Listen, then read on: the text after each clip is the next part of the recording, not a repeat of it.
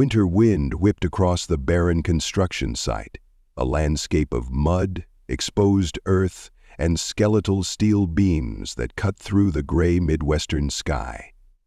At the site's perimeter, near a half-demolished concrete foundation, stood a dog, motionless, resolute.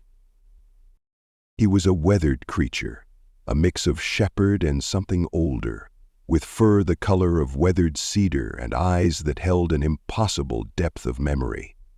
His coat was matted, testifying to weeks, perhaps months, of exposure to the elements. Yet he remained, a living sentinel against the mechanical transformation consuming the land around him. The construction workers had long since stopped paying him much attention. At first they'd tried to chase him away, shouting and waving their arms. Then they'd attempted to lure him with discarded lunch scraps. Now, he was just another inexplicable fixture of the site, as permanent as the orange safety cones and rusted machinery. Mark Reeves, a local journalist for the Oakdale Chronicle, first noticed the dog on a cold Wednesday morning. He was driving past the site, documenting the latest phase of the riverfront redevelopment project, a massive urban renewal initiative that promised to transform the town's aging industrial district into a modern commercial complex. Something about the dog's posture caught his eye. Unlike stray animals that typically prowled construction sites looking for food, this dog seemed anchored, not wandering, not searching, watching, guarding. He pulled his beat-up Toyota to the roadside and stepped out, the frozen ground crunching beneath his boots. The dog didn't move, didn't even seem to acknowledge his presence. "Hey there," Mark called softly, approaching slowly. The dog's gaze remained fixed on a specific section of the demolished foundation, a patch of ground that seemed no different from any other to an untrained eye. But something about its focus was deliberate, almost mathematical in its precision. The construction site was a testament to progress, to the town's ambitious vision of reinvention. Heavy machinery sat idle, giant excavators like prehistoric creatures frozen mid-hunt. Piles of rubble and fresh concrete marked the landscape's violent transformation. Mark knew the project's narrative by heart. It was supposed to bring jobs, revitalize the struggling downtown, create a modern economic hub, as the city council repeatedly proclaimed. But standing here, watching the dog's unwavering vigil, something felt unfinished. A worker in a bright yellow safety vest approached, breaking Mark's concentration. "That dog's been here for weeks," the man said, not looking directly at Mark. "Never seen anything like it." "Does anyone know where it came from?" Mark asked. The worker shrugged. "Just appeared after they started demolishing this section. Weird thing is, he only stays right here." He pointed to the same patch of ground the dog seemed obsessed with. Mark pulled out his notebook, jotting down observations.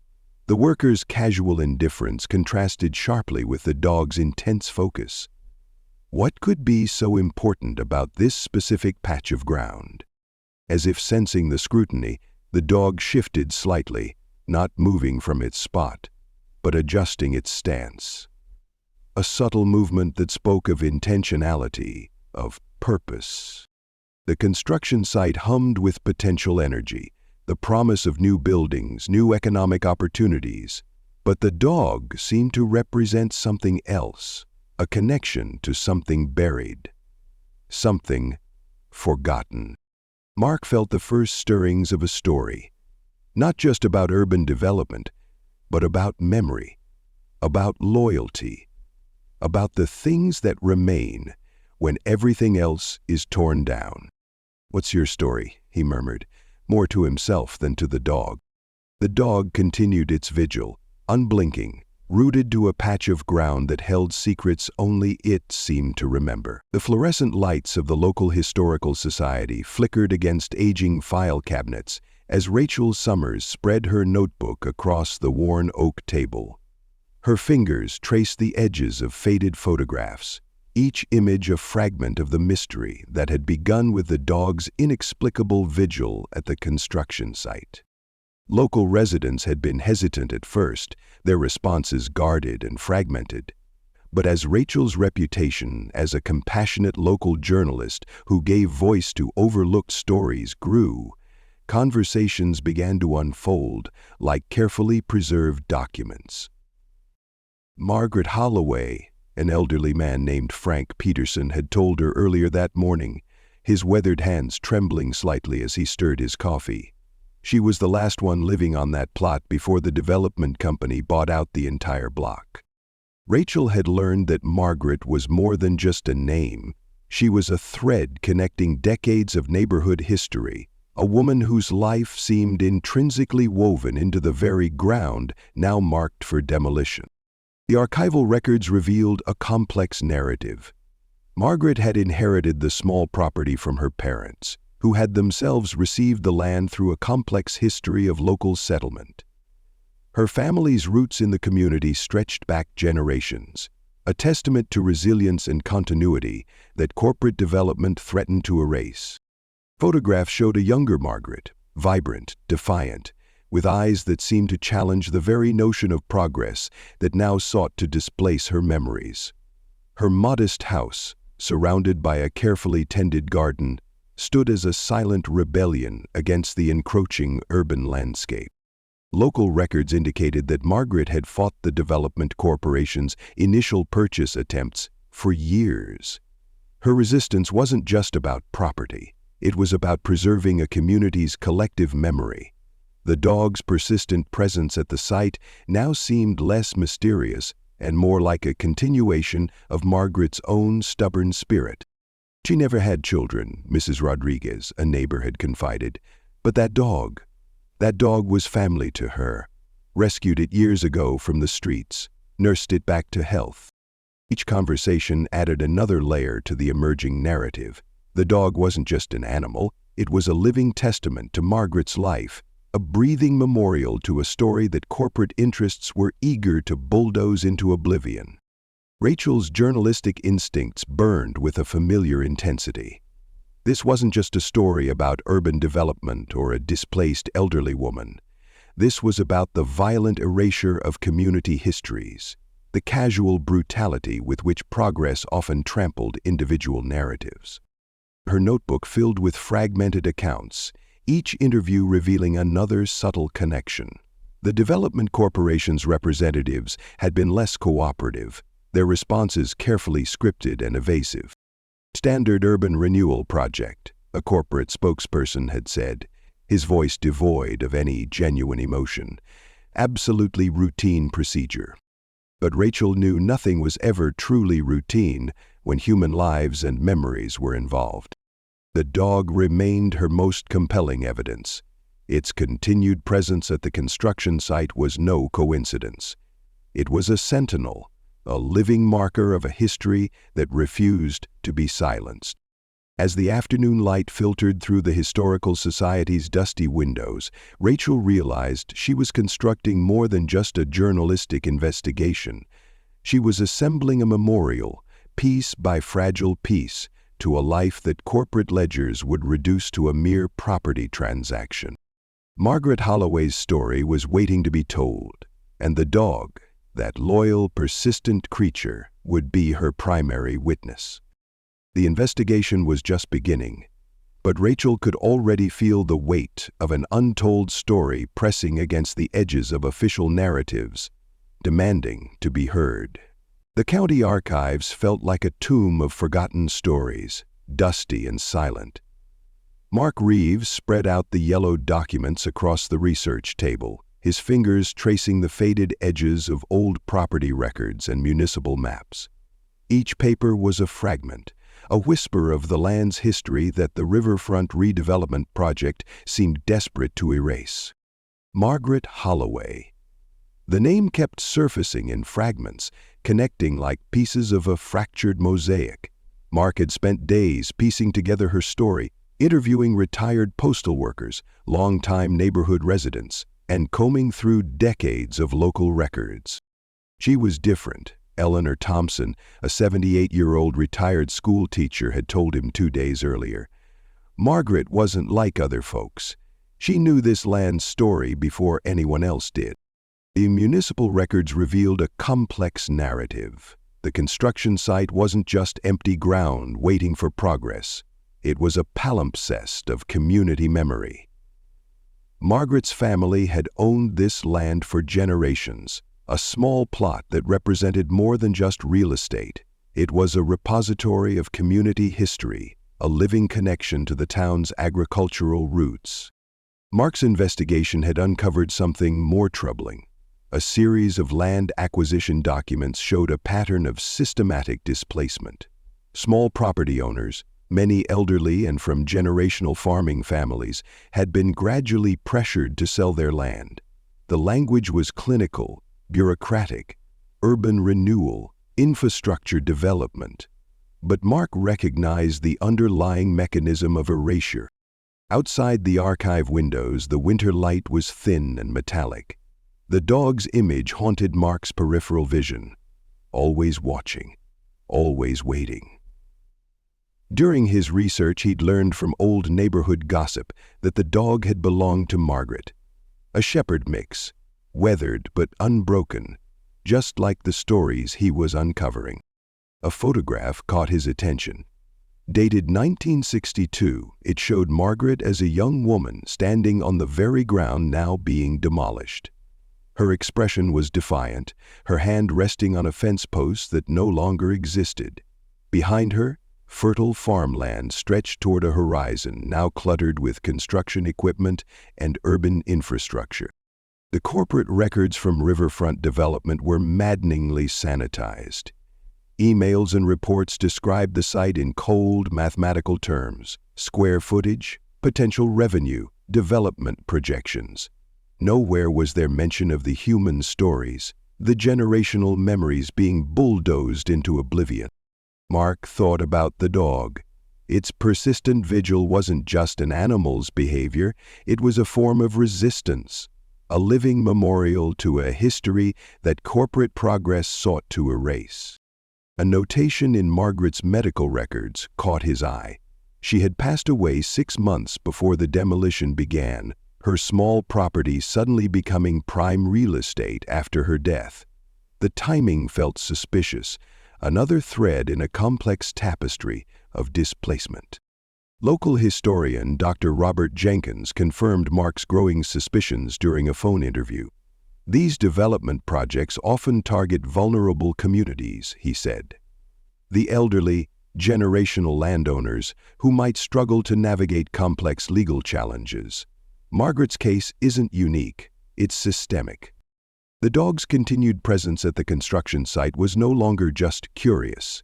It was a powerful symbol, a silent witness refusing to let memory be erased, standing guard over a landscape of lost stories. Mark realized his investigation had become more than a journalistic assignment. It was an act of preservation, of giving voice to a narrative that powerful institutions wanted to remain unspoken. As evening shadows lengthened across the archive room, he gathered his notes. The story of Margaret Holloway, of her land, of the persistent dog. It was a story that demanded to be told. A testament to the lives and memories that exist beneath the veneer of progress.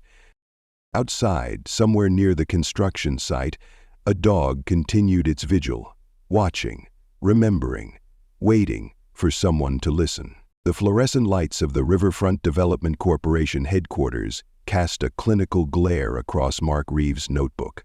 He sat across from Richard Hartley, the corporation's senior development director, a man whose pressed suit and carefully maintained composure seemed designed to deflect uncomfortable questions. Mr. Hartley, the property at 1247 Willow Street has a history that goes beyond simple real estate, Mark began, his journalist's instinct cutting through the corporate veneer. The stack of documents he'd carefully compiled sat between them like silent witnesses. Hartley's fingers drummed a measured rhythm on the polished conference table.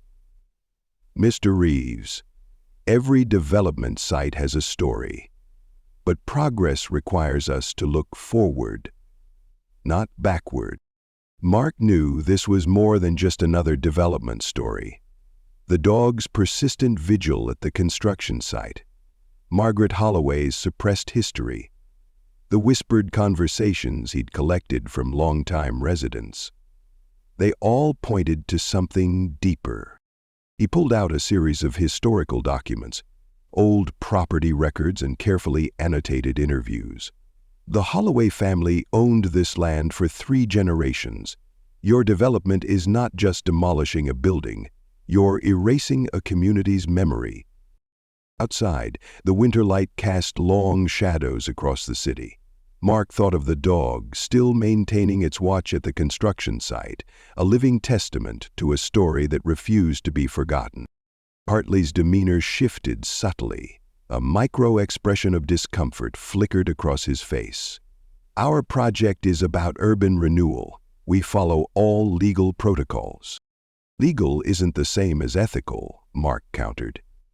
He spread out photographs showing the original neighborhood, images of Margaret with her family, documents revealing a complex history of community resistance against earlier development attempts.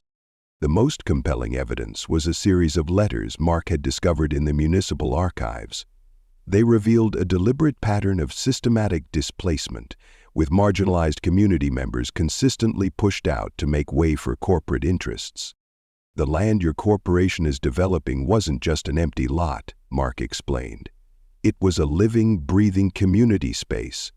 Margaret Holloway's resistance wasn't just about property. It was about preserving a collective memory. Hartley's professional facade began to crack. These are historical interpretations, Mr. Reeves. We have approvals, environmental assessments, and a dog, Mark interrupted, who has been guarding that site with a loyalty that speaks volumes about what's been lost. The dog, which Mark now understood was Margaret's companion, represented more than just an animal. It was a living memorial, a silent protester against institutional forgetting. The documents told a story of incremental erasure. Small communities systematically dismantled, their histories compressed into corporate spreadsheets and development plans. Margaret Holloway had been the last resistance point, a keeper of stories that powerful interests wanted buried. Hartley realized he was no longer in control of the narrative. What exactly do you want? Recognition, Mark said simply. Recognition that these spaces aren't just real estate, they're repositories of human experience. As the conversation continued, Mark knew he was doing more than investigating a story. He was creating a memorial, not just for Margaret, but for every marginalized community swallowed by urban progress. The dog's vigil had triggered this investigation. Its unwavering presence was a reminder that some memories cannot be bulldozed, some loyalties cannot be purchased, and some stories demand to be told. Outside, the construction site waited, a landscape of transition, of loss, of potential revelation.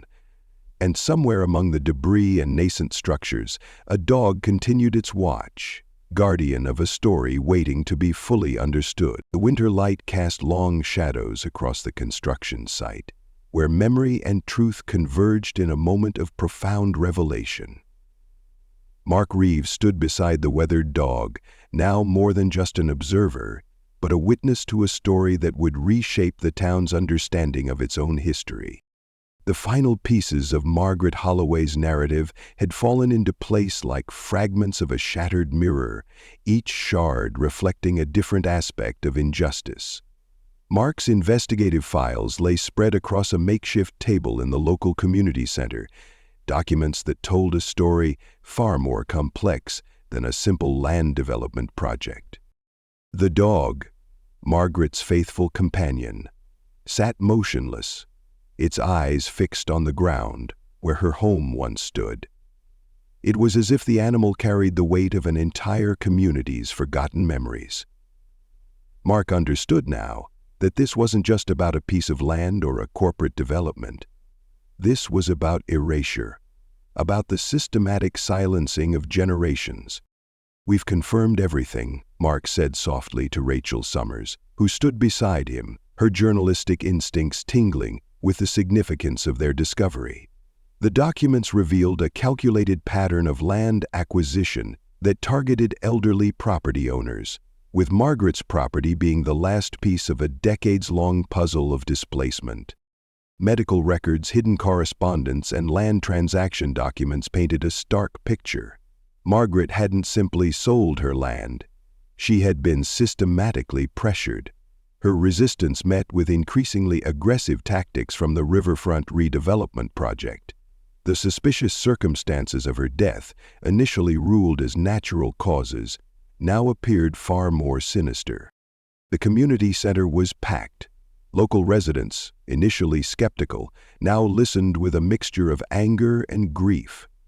An elderly man in the front row, tears streaming down his weathered cheeks, spoke. "We always knew something wasn't right, but we never had the proof." Rachel stepped forward, her voice steady and clear. "This isn't just Margaret's story. This is the story of our entire community, of how progress often comes at the cost of those who built this town." The dog remained a silent sentinel, a living connection to the woman whose life had been systematically erased. Its presence was a reminder, a testament to a loyalty that transcended human mechanisms of forgetting. Mark approached the Development Corporation representatives who had reluctantly attended the meeting. Their carefully composed expressions now showed cracks of uncertainty. "You can't undo the past," Mark said, "but you can acknowledge it." The revelation was more than just a journalistic triumph. It was a form of resurrection, bringing Margaret's story back from the margins, giving voice to a history that had been deliberately silenced. As the meeting progressed, plans emerged. A memorial would be constructed on a portion of the site, not a corporate monument, but a space dedicated to the community's true history. The dog would be honored too, its image etched into a commemorative stone that would stand as a symbol of unwavering loyalty and remembrance. Outside, the construction site seemed different now. No longer just a space of industrial progress, it had become a landscape of memory, of stories recovered and injustices acknowledged. The dog remained, as it always had, a bridge between what was lost and what could be remembered. Its vigil was not just about Margaret anymore. It was about every forgotten story, every marginalized voice, every piece of history that refused to be erased. As the winter sun began to set, casting a golden light across the site, Mark realized that true journalism was never about just reporting facts. It was about restoring dignity, about giving voice to those who had been silenced. The dog looked up, meeting Mark's gaze. In that moment, a profound understanding passed between them, a shared commitment to remembrance, to the stories that live on beyond concrete and steel, beyond the brutal machinery of progress. Memory, they both seemed to understand, was the most powerful form of resistance.